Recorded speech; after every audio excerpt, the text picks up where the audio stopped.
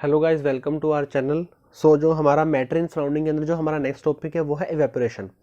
अब देखो, जो इवेपोरेशन टॉपिक है बहुत ज़्यादा इंपॉर्टेंट टॉपिक है ये। क्लियर। और कैसे ये जो हमारा बॉइलिंग है, कैसे बॉइलिंग पॉइंट्स है, डिस्टिंग्विश है, वो भी हम इसको डिस्कस करेंगे। क्लियर। तो जो हमारा नेक्स्ट टॉपिक है वो है इवेपोरेशन। तो सबसे पहले देखते हैं कि जो इवेपोरेशन है, इवेपोरेशन एक्चुअल में होता क्या है। क्लियर। अब देखो, लेट्स से कि हमारे पास वाटर है। लेट्स से कि हमारे पास क्या है, वाटर है। ठीक है। अब अगर हमें जो वाटर है ये लिक्विड स्टेट में है, जो वाटर हम ले रहे हैं वो किस स्टेट में है हमारे पास, वो लिक्विड स्टेट के अंदर है। अब जो ये वाटर है हमारे लिक्विड स्टेट के अंदर, हमें इसको वेपर में कन्वर्ट करना है, मतलब हमें इसको स्टीम की फॉर्म में कन्वर्ट करना है। तो स्टीम की फॉर्म में जाएगा तो ये क्या बनेगा, गैसेस स्टेट में जाएगा ये। क्लियर। अब देखो, अब जो हमारा लिक्विड स्टेट से गैसेस स्टेट में जाने के लिए हमें क्या करना पड़ेगा, हमें इसको हीट देनी पड़ेगी। हमें इसको क्या करना पड़ेगा, हमें इसको हीट देना पड़ेगा। ठीक है। और हमने अभी किया है कि जो वाटर है, वाटर का बॉइलिंग पॉइंट कितना होता है, वाटर का बॉइलिंग पॉइंट होता है 100 डिग्री सेल्सियस। वाटर का बॉइलिंग पॉइंट कितना होता है, 100 डिग्री सेल्सियस। तो जैसे हम वाटर को हीट देंगे और हीट देने पे क्या होगा, टेम्परेचर इंक्रीज होगा।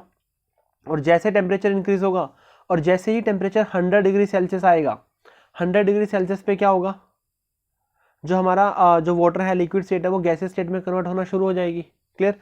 इसको तो हम बोलते हैं बॉइलिंग। इसको हम क्या बोलते हैं, बॉइलिंग, जो हमने अभी तक हम पहले कर रहे थे। ठीक है। अब देखो, जो वाटर है, वाटर को हमें गैस में कन्वर्ट करना है, गैसेस स्टेट के अंदर। तो क्या सिर्फ 100 डिग्री सेल्सियस पे ही कन्वर्ट कर सकते हैं या उससे कम पे भी कर सकते हैं। तो जो वाटर को हमें लिक्विड स्टेट और गैसेस स्टेट में कन्वर्ट करना है तो हम उसको 100 डिग्री सेल्सियस से कम पे भी क्या कर सकते हैं, उसको लिक्विड स्टेट को गैसेस स्टेट में कन्वर्ट कर सकते हैं। और जब हम 100 डिग्री से कम पे करेंगे ना, इसी को ही हम बोलेंगे इवेपोरेशन। इसी को हम क्या बोलेंगे, इवेपोरेशन बोलेंगे। ठीक है। अब देखो, जैसे अगर जो हम कपड़े धोते हैं उसको जब हम सुखाते हैं तो हम क्या करते हैं, अब उसके अंदर क्या है, उसके अंदर वाटर के मॉलिक्यूल्स हैं। अब देखो, उसके अंदर वाटर के मॉलिक्यूल्स हैं, जैसे हम उसको सुखाएंगे होगा क्या, अब वहां पे टेम्परेचर 100 डिग्री सेल्सियस छोड़ने गए हैं। लेट्स से कि नॉर्मल जो टेम्परेचर है हमारा 40 डिग्री सेल्सियस है, तो 40 डिग्री पे ही क्या हुआ है, इवेपोरेशन हुआ है। 40 डिग्री पे ही क्या हुआ है, इवेपोरेशन हुआ है। तो जरूरी नहीं है कि जब टेम्परेचर हमारा 100 डिग्री से ज्यादा होगा या फिर 100 डिग्री होगा तभी हमारा जो लिक्विड स्टेट है गैसेस स्टेट में कन्वर्ट होगी, ऐसा कोई जरूरी नहीं है। इवन रूम टेम्परेचर पे भी जो हमारा लिक्विड है वो गैसेस स्टेट में कन्वर्ट हो सकता है। तो उसी प्रोसेस को हम क्या बोलते हैं, इवेपोरेशन बोलते हैं। उसी प्रोसेस को क्या बोलेंगे हम, इवेपोरेशन बोलेंगे। क्लियर। अब देखो, जैसे नॉर्मल अगर किसी दिन बारिश हुई है तो बारिश के दौरान क्या होगा, जो जो नॉर्मल पानी इकट्ठा हुआ है, तो जैसे नेक्स्ट डे क्या होगा, वो पानी क्या हो जाएगा, इवेपोरेट हो जाएगा। वो पानी क्या हो जाएगा, इवेपोरेट हो जाएगा। तो इसका मतलब वहां पे ये थोड़ा है कि वहां पे जो टेम्परेचर है वो 100 डिग्री सेल्सियस गया है, नहीं, टेम्परेचर तो नॉर्मल था, 30 डिग्री 40 डिग्री टेम्परेचर नॉर्मल था। बट फिर भी क्या हुआ है, जो जो हमारी लिक्विड स्टेट है वो गैसेस स्टेट में कन्वर्ट हो गई है। उसी प्रोसेस को हम क्या बोलते हैं, इवेपोरेशन बोलते हैं। Clear.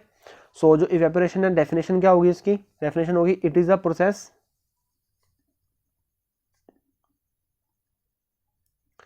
it is a process of converting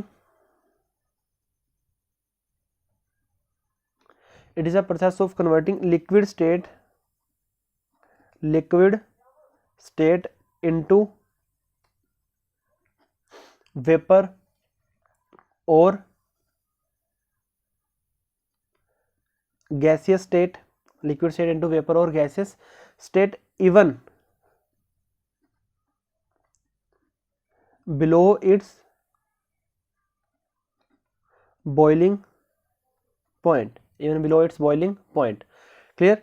अब देखो, it is a process of converting liquid state into vapour और गैसेस स्टेट। जब हमारी लिक्विड स्टेट कहाँ पे कन्वर्ट होगी, वेपर में और गैसेस स्टेट में कन्वर्ट होगी, उसको हम क्या बोलेंगे, इवेपोरेशन बोलेंगे। और जो इवेपोरेशन है हमारा वो बॉइलिंग पॉइंट से कम पे भी होता है। क्लियर। और ये जो है evaporation, it can take place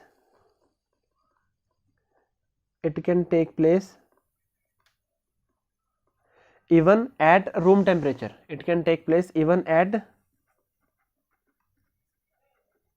room temperature, कि ये रूम टेम्परेचर पे भी हो जाता है। क्लियर। अब जैसे अगर मैं बात करूं, हमारे पास अल्कोहल है, ठीक है। अब जो अल्कोहल का जो बॉइलिंग पॉइंट होता है वो होता है अराउंड 78 डिग्री सेल्सियस। जो अल्कोहल का जो बॉइलिंग पॉइंट होता है वो अराउंड होता है 78 डिग्री सेल्सियस। क्लियर। अब देखो, जो हमारा अल्कोहल है, अगर हम उसको नॉर्मल ओपन रखेंगे, ओपन किसी कंटेनर में रखेंगे, तो अल्कोहल बहुत जल्दी क्या हो जाता है, इवेपोरेट हो जाता है। जैसे आपके पेट्रोल है या डीजल है, ये जो एसीटोन, जो नेल पेंट रिमूवर होता है एसीटोन, सो वो क्या करते हैं, वो बहुत जल्दी इवेपोरेट हो जाता है। अगर हम उसको नॉर्मल ओपन एयर में रखेंगे तो बहुत जल्दी वो इवेपोरेट हो जाएगा। क्लियर। सो कई इवेपोरेशन में टाइम लेते हैं, कई इवेपोरेशन में कम टाइम लेते हैं। क्लियर, वो भी हम करेंगे कि कैसे ये कम टाइम लेते हैं, कैसे कौन सा ज़्यादा टाइम लेता है। बट मेन अभी बात ये है कि बॉइलिंग पॉइंट तो कितना है उसका, 78 degree Celsius. Normal room temperature कितना होता है, रूम टेम्परेचर मैंने आपको पहले ही बताया था जब मैंने आपको टेम्परेचर की कन्वर्शन कराई थी, तो रूम टेम्परेचर होता है 25 डिग्री सेल्सियस। सो इसका मतलब है कि अल्कोहल का बॉइलिंग पॉइंट तो 78 पर रूम टेम्परेचर 25 पे ही क्या हो गया, वो इवेपोरेट हो गया। तो वही हमारा इवेपोरेशन है कि जब हमारे बॉइलिंग पॉइंट से कम पे जो हमारी लिक्विड स्टेट है वो गैसेस स्टेट में कन्वर्ट हो जाए, उसी को हम क्या बोलते हैं, इवेपोरेशन बोलते हैं। उसी को हम क्या बोलेंगे, इवेपोरेशन बोलेंगे। Clear, okay. अब इवेपोरेशन तो हमें पता चल गया क्या है, जो हमारी लिक्विड स्टेट है गैसेस स्टेट में कन्वर्ट होगी below it's boiling point, called evaporation. ये हमारा रूम टेम्परेचर पे भी हो सकता है। क्लियर। देखो अब हमें ये तो पता चल गया कि इवेपोरेशन क्या है, इसका रीजन क्या है कि ऐसा क्यों होता है, रीजन ऑफ इवेपोरेशन, कि एक्चुअल में जो इसका रीजन क्या है कि इवेपोरेशन बॉइलिंग पॉइंट से कम पे, इवन रूम टेम्परेचर पे भी क्यों हो रहा है। क्लियर। अब देखो मैं आपको एक सिंपल सा एग्जांपल लेके बताता हूं। लेट्स से कि हमारे पास एक बीकर है, बीकर के अंदर हमारे वाटर के क्या हैं, मॉलिक्यूल्स हैं। बीकर के अंदर क्या है, वाटर के मॉलिक्यूल्स हैं। क्लियर। अब देखो मैंने आपको पहले बताया था कि जो वाटर के मॉलिक्यूल्स हैं या फिर जो गैसेस के जो मॉलिक्यूल्स होते हैं वो आपस में क्या करते हैं, वो हर डायरेक्शन में मूव करते हैं। वो क्या करेंगे, हर डायरेक्शन में वो मूव करेंगे, मतलब वो स्टेशनरी होते, वो क्या होते हैं, वो मोबाइल पार्टिकल्स होते हैं। क्लियर। वो हर डायरेक्शन में क्या करते हैं, मूव करते हैं। सो जैसे वो हर डायरेक्शन में मूव करते हैं तो होता क्या कि जैसे ये लेट्स से कि एक मॉलिक्यूल है, ये दूसरे वाला है, ऐसे ये थर्ड है। सो ये जैसे इस इधर गया, तो जैसे वो इधर गया, इधर जाने से क्या होगा, वो जैसे एक ये है तो ऐसे ये इधर गया, तो इधर गया तो इसका मतलब ये कि इसने क्या किया, कोलिजन किया। इसने क्या, कोलिजन किया। जैसे एक मॉलिक्यूल है दूसरा मॉलिक्यूल है, तो जैसे वो मूव करेगा तो क्या करेगा, वो कोलिजन करेगा। मूव करेगा तो क्या करेगा, वो कोलिजन करेगा। ठीक है, कोलिजन करेगा। अब कोलिजन करने से क्या होता है, कोलिजन करने से ना एनर्जी एक्सचेंज होती है। कोलिजन करने से क्या होता है, एनर्जी एक्सचेंज होती है। मान लो इस मॉलिक्यूल की कुछ एनर्जी है, काइनेटिक एनर्जी, इस मॉलिक्यूल की काइनेटिक एनर्जी है। तो मैंने बताया था ना, काइनेटिक एनर्जी क्या होता है, जब कोई पार्टिकल मूव करता है जो वो एनर्जी पोजेस करता है, that is called kinetic energy. तो जैसे वो इधर जाएगा, मूव करेगा, कोलाइड करेगा, कोलाइड करने से क्या होगा, एनर्जी एक्सचेंज होगी। अब एनर्जी एक्सचेंज होने का क्या मतलब है, लेट्स से कि दो मॉलिक्यूल है, इसकी भी कुछ एनर्जी है, इसकी भी कुछ एनर्जी है, दोनों आपस में कोलाइड किए, तो कोलाइड करने से क्या होगा, एक मॉलिक्यूल की एनर्जी बढ़ जाएगी, दूसरे मॉलिक्यूल की एनर्जी क्या हो जाएगी, कम हो जाएगी। यही तो होगा, कोलिजन से जब एनर्जी एक्सचेंज होगी तो कुछ मॉलिक्यूल्स की एनर्जी बढ़ेंगी और कुछ मॉलिक्यूल्स की एनर्जी क्या हो जाएगी, कम हो जाएगी। क्लियर। अब देखो जिस मॉलिक्यूल की एनर्जी हमारी बढ़ गई है, जिस मॉलिक्यूल की एनर्जी क्या हो गई है, इंक्रीज हो गई है, वो मॉलिक्यूल बिल्कुल ऊपर वाली सरफेस पे आएंगे। वो मॉलिक्यूल्स कहाँ पे आएंगे, ऊपर वाली सरफेस पे, बिल्कुल अपर लेयर पे आएंगे। क्लियर। जैसे वो अपर लेयर पे आएंगे तो वो क्या होंगे, वो एटमोस्फेयर के कॉन्टैक्ट में आएंगे, और एटमोस्फेयर के कॉन्टैक्ट में आने से क्या होगा कि वो जो लिक्विड स्टेट के अंदर जो फोर्स ऑफ अट्रैक्शन है, उस फोर्स ऑफ अट्रैक्शन को कम कर देंगे, उस फोर्स ऑफ अट्रैक्शन को ओवरकम कर देंगे, उसको वो ब्रेक डाउन कर देंगे। और जैसे ही वो उसको ब्रेक डाउन कर देंगे, ब्रेक डाउन करने से क्या होगा, वो मॉलिक्यूल जो है वो ओपन एयर में चला जाएगा। क्लियर। तो एनर्जी एक्सचेंज कर देंगे, काइनेटिक एनर्जी बढ़ेगी, काइनेटिक एनर्जी बढ़ने से क्या होगा कि जो लिक्विड के अंदर जो फोर्स ऑफ अट्रैक्शन है वो कम हो जाएगी, और जैसे ही लिक्विड के अंदर फोर्स ऑफ अट्रैक्शन कम हुई तो वो गैस स्टेट में कन्वर्ट हो जाएगा, वो वेपर की फॉर्म में चला जाएगा। क्लियर। तो ये रीजन है इवेपोरेशन का। अब हम इसको लिखेंगे, कैसे लिखेंगे इसको, ऐसे कि particles of liquid, particles of liquid are moving in all direction, are moving in all direction and colliding with each other, and due to this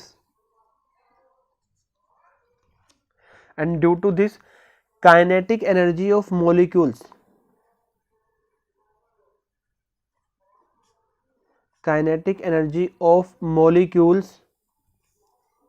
increasing, kinetic energy of molecule increasing, and it is able to break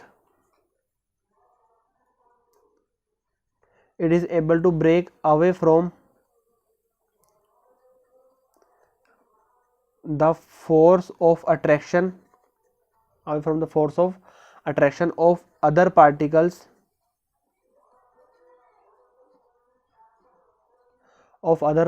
and converted into vapor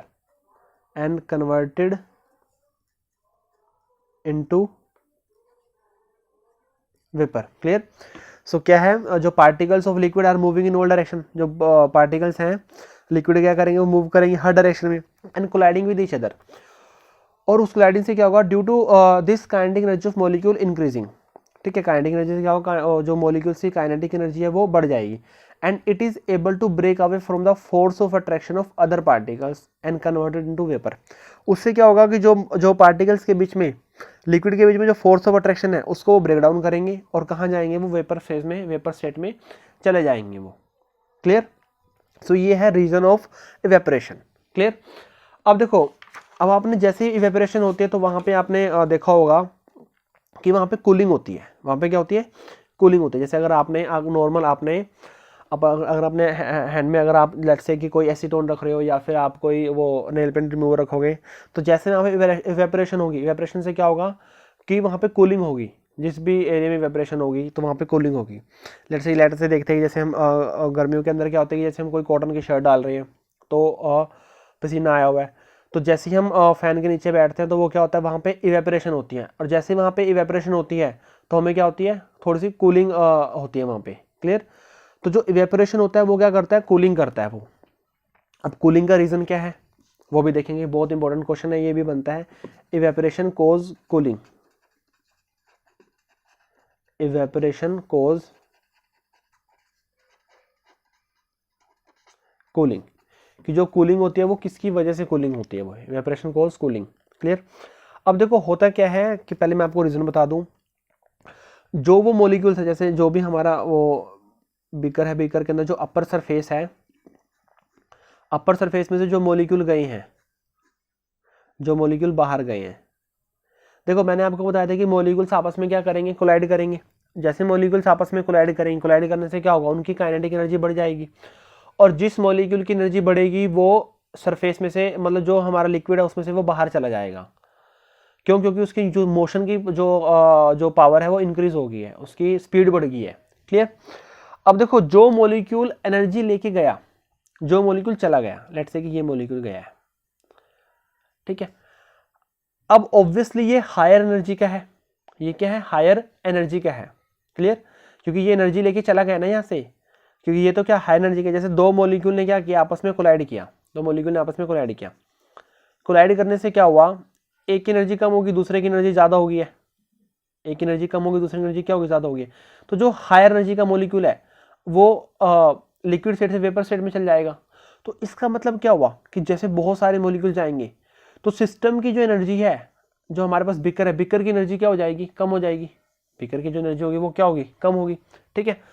अब जो अगर energy कम हो रही है तो वहां पे क्या होगी, कूलिंग होगी।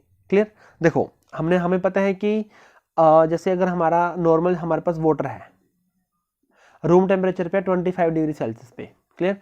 अब अगर मैं वाटर को एनर्जी दूंगा, मैं वाटर को क्या करूंगा, एनर्जी दूंगा, तो वाटर का टेम्परेचर बढ़ेगा। वाटर का मैं एनर्जी दूंगा, वाटर का टेम्परेचर बढ़ेगा। अगर मैं वाटर में से एनर्जी को लूंगा तो वाटर का टेम्परेचर क्या होगा, डिक्रीज होगा। लेट्स से कि 25 डिग्री सेल्सियस से कम होगा, और इंक्रीज करूंगा तो 25 डिग्री सेल्सियस से क्या होगा, बढ़ेगा। क्लियर। तो जैसे मैं अगर वाटर में से एनर्जी को ले लूंगा, वाटर में से एनर्जी को एब्जॉर्ब कर लूंगा, तो होगा क्या कि टेम्परेचर डिक्रीज हो जाएगा, टेम्परेचर क्या होगा, डिक्रीज हो जाएगा। क्लियर। तो उस केस में क्या होता है, उस केस में कूलिंग होती है। क्लियर। तो जैसे अगर हमें सर्दियों के अंदर हमें ठंड लगती है तो उसका रीजन भी यही है, होता है कि हमारी बॉडी में से एनर्जी रिलीज हो जाती है, हमारी बॉडी में से एनर्जी चले जाती है, हीट हमारी बॉडी में से रिमूव हो जाती है, चले जाते हैं वहाँ से। उस केस में क्या होता है कि हमें कूलिंग लगती है। क्लियर। सो यही रीज़न है कि अगर आप किसी को एनर्जी दे रहे हो तो टेम्परेचर बढ़ेगा, अगर आप किसी से एनर्जी ले रहे हो तो टेम्परेचर क्या होगा, डिक्रीज होगा। क्लियर। कूलिंग होगी वहाँ पे। तो यही रीज़न है। कैसे लिखेंगे इसको, in evaporation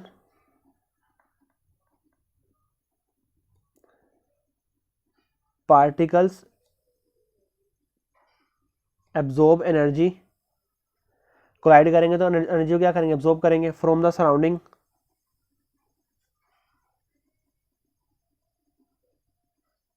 from the surrounding. This energy lost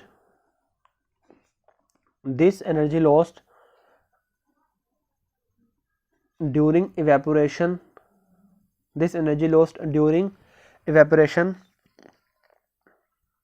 जो ये क्या हो जाएगी, 10 एनर्जी लॉस्ट ड्यूरिंग इवेपोरेशन।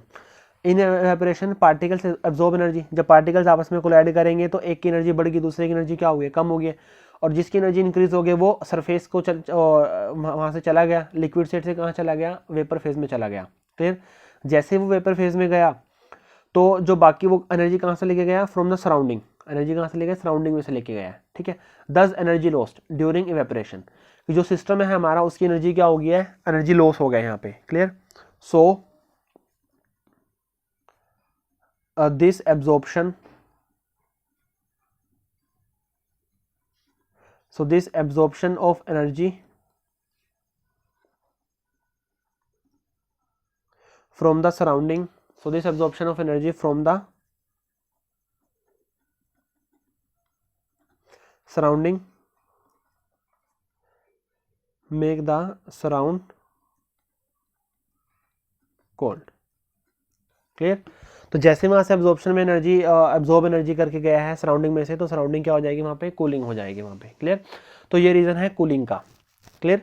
तो जब भी वेपरेशन होगा तो वहाँ पे क्या होगा, कूलिंग फिनोमेना होगा। रीज़न क्या है, एनर्जी वहाँ पे कम हो रही है, एनर्जी लॉस हो रहा है वहाँ पे। क्लियर। ओके। अब नेक्स्ट हम बात करेंगे कि जो इवेपोरेशन है हमारा किन किन फैक्टर्स के ऊपर वो डिपेंड करता है, कि फैक्टर्स अफेक्टिंग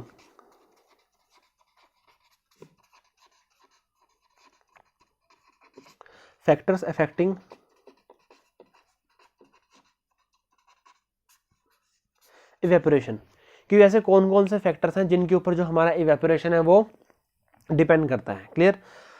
तो हम 5 फैक्टर करेंगे, उसमें अंदर जो सबसे फर्स्ट फैक्टर है हमारा वो हम करेंगे सरफेस एरिया।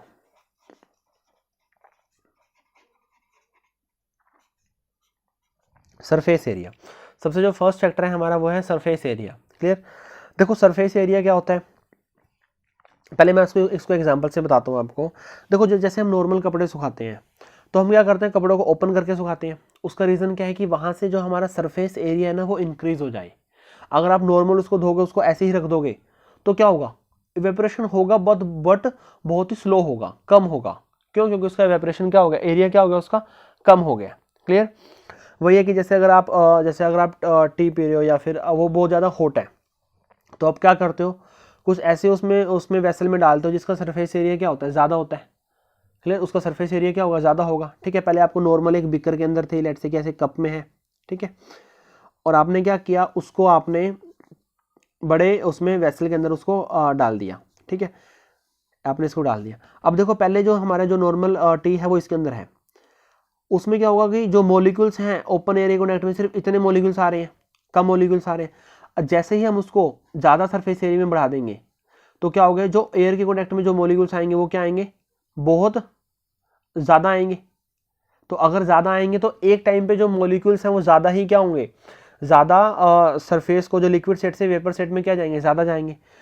तो इसका मतलब है कि जितना ज़्यादा सरफेस एरिया होगा उतनी ही ज़्यादा क्या होगी, इवेपोरेशन होगा। जितना ज़्यादा सरफेस एरिया होगा उतना ज़्यादा क्या होगा, इवेपोरेशन होगा। क्लियर। सो जो इवेपोरेशन होता है वो हमारा सरफेस फिनोमेना है। So evaporation is a surface phenomena. Clear. Greater is the surface area,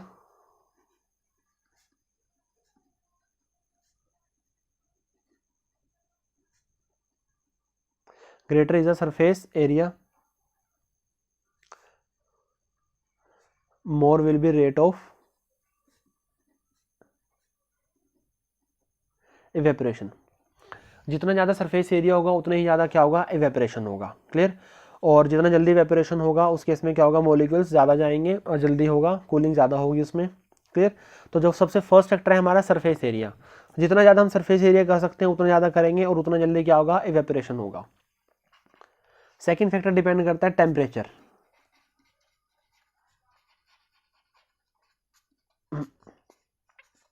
clear. अब देखो टेम्परेचर भी जो सरफेस एरिया है उसके डायरेक्टली प्रोपोर्शनल है। जैसे अगर आप नॉर्मल कपड़े सुखा रहे हो, अगर आप उसको सर्दियों में कर रहे हो तब वो टाइम लेगा, इवेपोरेशन में टाइम लगेगा।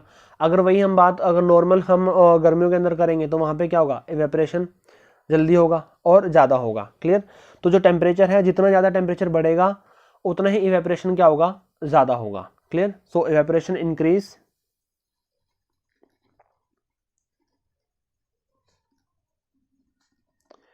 with increase in temperature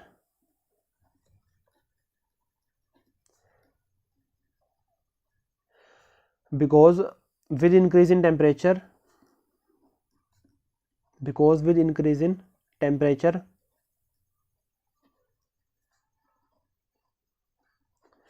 kinetic energy of molecules also increases and greater tendency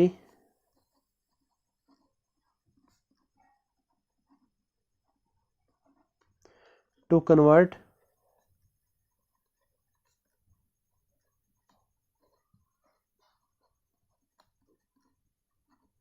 into gaseous state। Clear. तो जैसे हम टेम्परेचर को इंक्रीज करेंगे, टेम्परेचर इंक्रीज करने से क्या होगा कि जो मॉलिक्यूल्स होंगी काइनेटिक एनर्जी बढ़ेगी। ऑब्वियसली काइनेटिक एनर्जी क्या है, टेम्परेचर के ऊपर डिपेंड करती है। तो जितनी ज़्यादा काइनेटिक एनर्जी बढ़ेगी उतना ज़्यादा मॉलिक्यूल्स क्या करेंगे, फास्टली मूव करेंगे। और जितना ज़्यादा मॉलिक्यूल्स फास्टली मूव करेंगे उतना ही सरफेस को वो एस्केप करके वहाँ से चले जाएंगे गैसियस स्टेट के अंदर। क्लियर। तो फर्स्ट फैक्टर है हमारा सरफेस एरिया, सेकंड फैक्टर है हमारा टेम्परेचर। जितना ज़्यादा सरफेस एरिया उतना ही ज़्यादा क्या होगा, इवेपोरेशन होगा। सेकंड फैक्टर टेम्परेचर, जितना ज़्यादा टेम्परेचर होगा उतना ज़्यादा भी क्या होगा, इवेपोरेशन होगा। क्लियर। थर्ड फैक्टर की बात करते हैं, वो है हमारा ह्यूमिडिटी।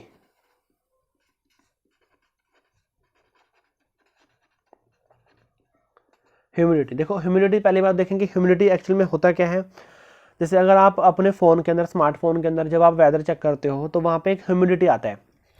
तो ह्यूमिडिटी है एक्चुअल में कि हमें पता है कि जैसे एयर है, जो हमारे एटमॉस्फेयर में जो एयर है वो मॉइस्ट एयर है। मतलब उसके अंदर क्या है, उसके अंदर एयर प्लस वाटर है। एयर भी है और साथ में क्या है, वहाँ पे वाटर भी है। क्लियर। उसको हम बोलते हैं मॉइस्ट एयर, मॉइस्ट एयर। तो यही हमारा ह्यूमिडिटी है। ह्यूमिडिटी क्या है कि जो कितना अमाउंट में वाटर है, वाटर वेपर प्रेजेंट है एयर के अंदर, दैट इज कॉल्ड ह्यूमिडिटी। उसको हम क्या बोलेंगे, ह्यूमिडिटी बोलेंगे। तो ह्यूमिडिटी क्या है, humidity is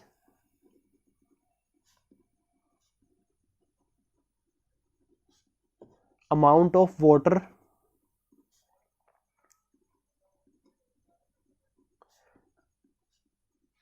vapour present in air, उसको हम क्या बोलेंगे, ह्यूमिडिटी बोलेंगे। क्लियर।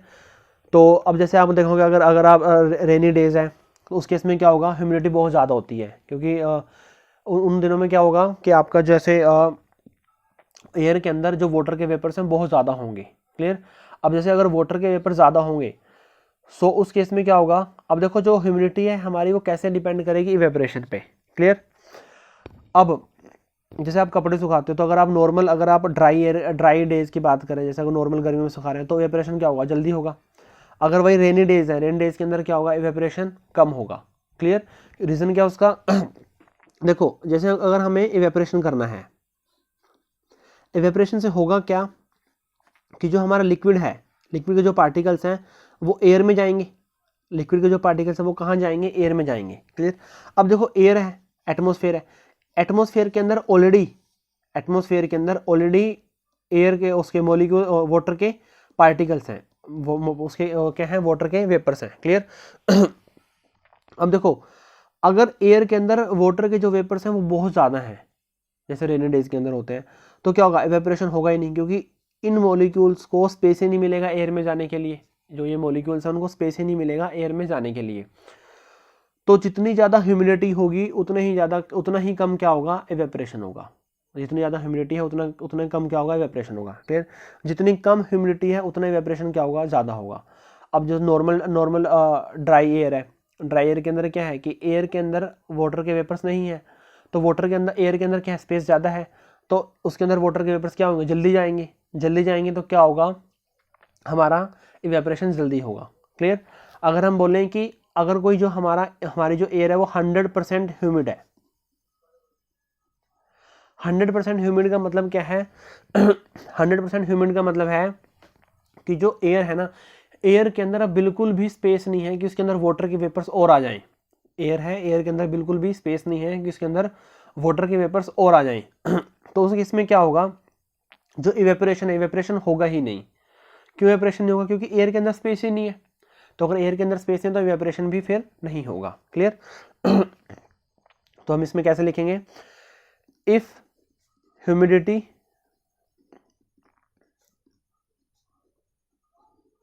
is high then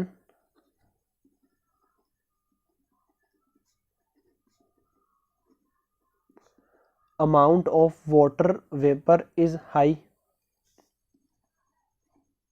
अगर ह्यूमिडिटी हाई है इसका मतलब है कि उसके अंदर अमाउंट ऑफ वाटर क्या है, वाटर के वेपर ज़्यादा है। क्लियर? अगर उसके अंदर वाटर के वेपर ज़्यादा है सो इवेपोरेशन डिक्रीजेस, सो इवेपोरेशन डिक्रीजेस। क्लियर? तो इवेपोरेशन क्या हो जाएगा, वहाँ पे कम हो जाएगा। तो जो लेस ह्यूमिडिटी है, लेस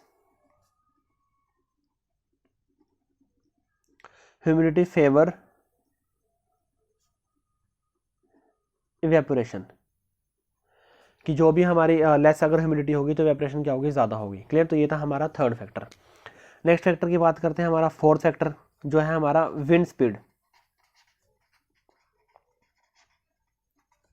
अब देखो विंड स्पीड, जितनी ज़्यादा विंड स्पीड होगी उतने ही क्या होंगे, मॉलिक्यूल्स जल्दी एस्केप होंगे, मॉलिक्यूल्स को एक तरह से ट्रिगर हो जाएंगे, मॉलिक्यूल्स को हेल्प मिल जाएगी कि उसको सरफेस को वो एस्केप करके चले जाएं।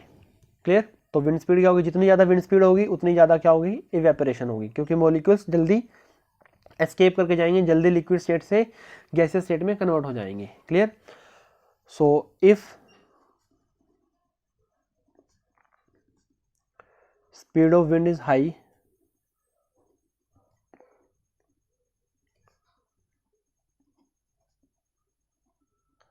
then evaporation increases because wind help to escape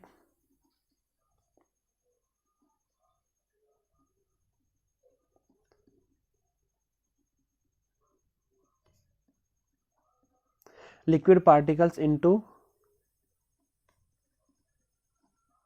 gases state, कि जो विंड है, विंड हमें हेल्प करेगी लिक्विड स्टेट को गैसेस स्टेट में कन्वर्ट करने के लिए। क्लियर? सो ये था विंड स्पीड। जो हमारा लास्ट फैक्टर है वो है हमारा nature of liquid, nature of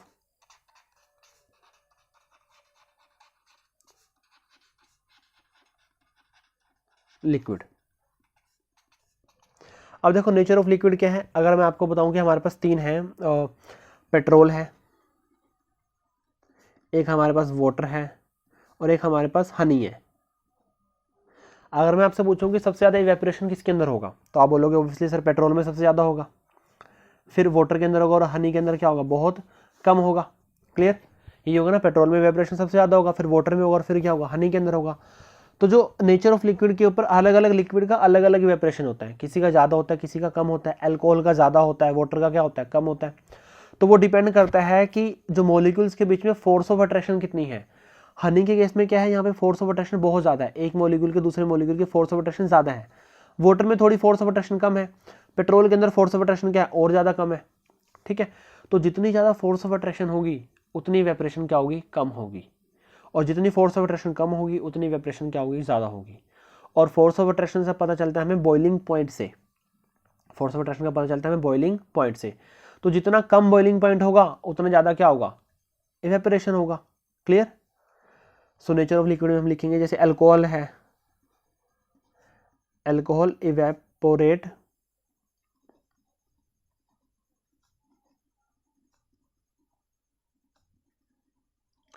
faster than water, alcohol evaporate होगा वाटर से भी जल्दी फास्ट होगा। Clear? Because boiling point of alcohol is less than water. जो बॉइलिंग पॉइंट है अल्कोहल का वो क्या है, वो उससे अल्कोहल का बॉइलिंग पॉइंट वाटर से क्या है, कम है। क्लियर?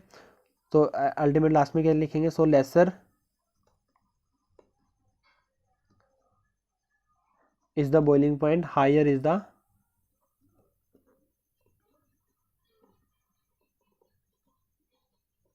इवेपोरेशन। जितना बॉइलिंग पॉइंट कम होगा उतना इवेपोरेशन क्या होगा, ज़्यादा होगा। क्लियर। सो ये थे हमारे इवेपोरेशन। पहले हमने किया इवेपोरेशन क्या होता है, फिर हमने किया उसका रीज़न क्या है, इवेपोरेशन से कूलिंग क्यों होते हैं, बाद में हमने किए उसके 5 फैक्टर्स। क्लियर। अब मैं आपको कुछ क्वेश्चंस दे रहा हूँ इवेपोरेशन के बेस पे ही है और बहुत ज़्यादा इंपॉर्टेंट क्वेश्चंस हैं ये, एनसीईआरटी के क्वेश्चंस हैं ये। सबसे फर्स्ट क्वेश्चन है difference between boiling and evaporation. Boiling में और इवेपोरेशन में क्या डिफरेंस है। फिर एक जो हमारे डेजर्ट कूलर्स होते हैं, डेजर्ट कूलर वो ड्राई डे के अंदर ही क्यों ज़्यादा बेटर होते हैं। क्लियर। थर्ड है हमारा, जो अगर हम पंप के ऊपर कुछ भी रखते हैं, एसीटोन रखते हैं, तो हमें कूलिंग होती है, या परफ्यूम रखते हैं, ऐसा क्यों होता है। फिफ्थ है कि अगर हमें why are we able to sip hot tea और milk faster from a saucer rather than a cup. Next है हमारा, what types of cloth should we wear in summer, हमें किस तरह के कपड़े पहनने चाहिए समर के अंदर।